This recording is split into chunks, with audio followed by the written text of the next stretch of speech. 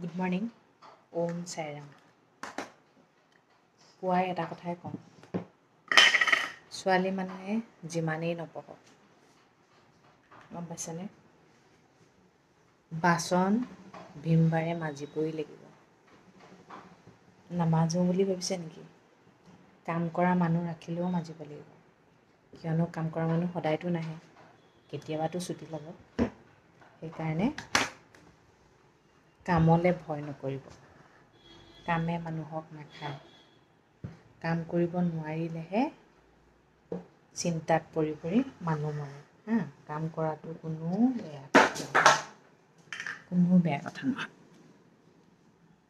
আৰু এটা কথা কওঁ, মানুহে যে কয় লাও সদায় পাতৰ তলত লাওটো কিয় হয় কওকচোন? যাতে পাতখিলা প্ৰটেকশ্যন কৰি ৰাখে। লাওটো ধুনীয়াকৈ ডাঙৰ হ'বলৈ, নহ'লে পোক পতংগই খাই পেলাব নহয়। ঠিক তেনেকৈ ৱাইফবোৰক হাজবেণ্ডবোৰে প্ৰটেক্ট কৰি ৰাখিব লাগিব প্ৰতিটো বিপদৰ পৰা।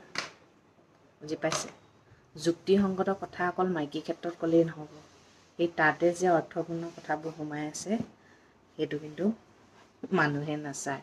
লাও বুলি মাইকী মানুহক ৰিজাই দিয়ে, কিন্তু সেই পাতখিলা যে নিজেই হয় মতা মানুহবোৰ, সেই কথাটো মন কৰি নাচায়, হয়নে?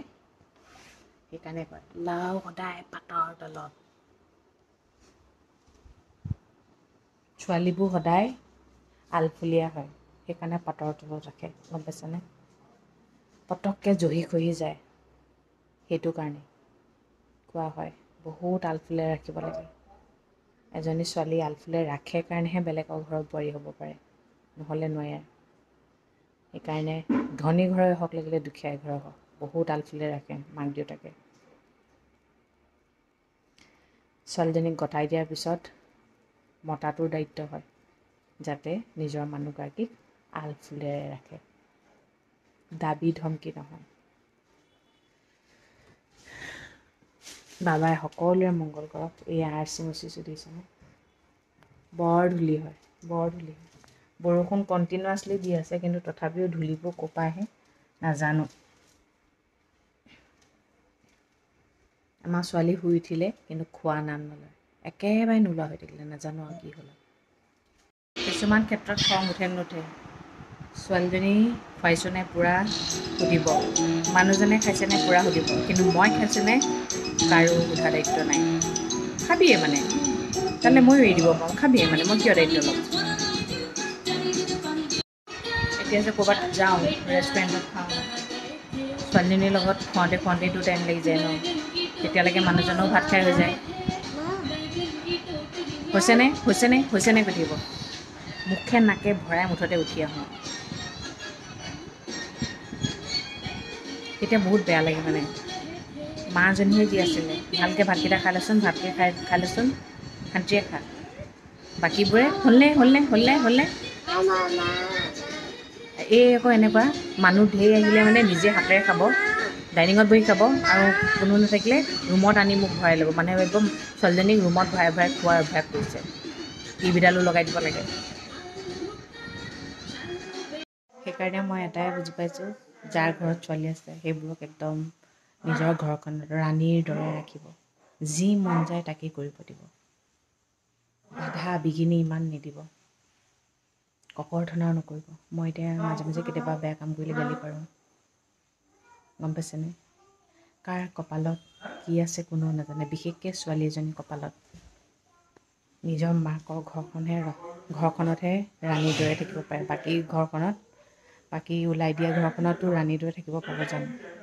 সেইকাৰণে নিজৰ ছোৱালীবোৰক জীৱনবোৰ সুন্দৰতকৈ সুন্দৰ দিয়ক, আৰু ভাল শিক্ষা দিয়ক, গম পাইছেনে?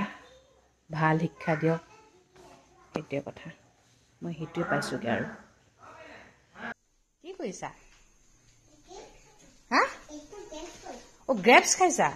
এইটো ফ্ৰকটো তোমাক কোনে দিছিলে? আময়ে দিছে। মোৰ কলিজাটো ধুনু লাগিছেনে আমৈ দিয়া ফ্ৰকটো? ধুনু লাগিছেনে মা? ভাল লাগিছেনে?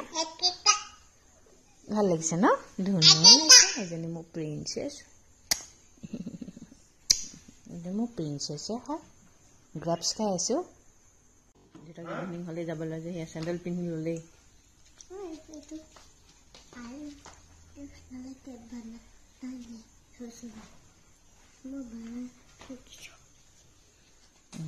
মোৰ চেণ্ডেল ল'লেই নহয় মানে মই যাবই লাগিব আৰু এয়া ইভিনিং হোৱাৰ লগে লগে আমি এক পাক ঘূৰিবলৈ যাওঁ যে ছোৱালীও ৰখি থাকে আশাৰে দেউতাকে লৈ যাব কেতিয়া ভাল পায় যিটো দোকানলৈ যোৱা চখ এনেকৈ আজি খোজকাঢ়ি গৈছে যেনিবা দেই তাৰপিছত কিবা এটা লৈ আনিব এইটো খালেও খালে নাখালেও নাই কিন্তু এইটোৱে ফূৰ্তি আৰু দেউতাকৰ লগত যোৱাটো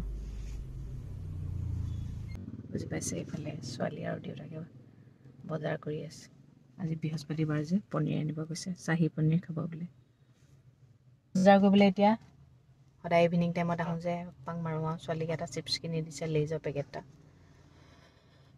বহুত দিনৰ মূৰত হ'লে খাই দেই সেইকাৰণে মই কৈছোঁ 5 টকীয়া বা 10 টকীয়া এটাহে কিনিবা তাতকৈ বেছি নিকিনিবা এনেকেই দিনবোৰ গৈ আছে ঠিক আছে তেন্তে আজিলৈ ৰাখোঁ আৰু এয়া আহি গ'ল আজি গাড়ীৰ ভিতৰৰ পৰাই গৈছোঁ সদায় কোৱাটোৱে কওঁ ভগৱানে সকলোৱে মংগল কৰক সকলো সদায় ভালে থাকিব গুড নাইট কি আনিলা চেফ আনিলে দেখিছা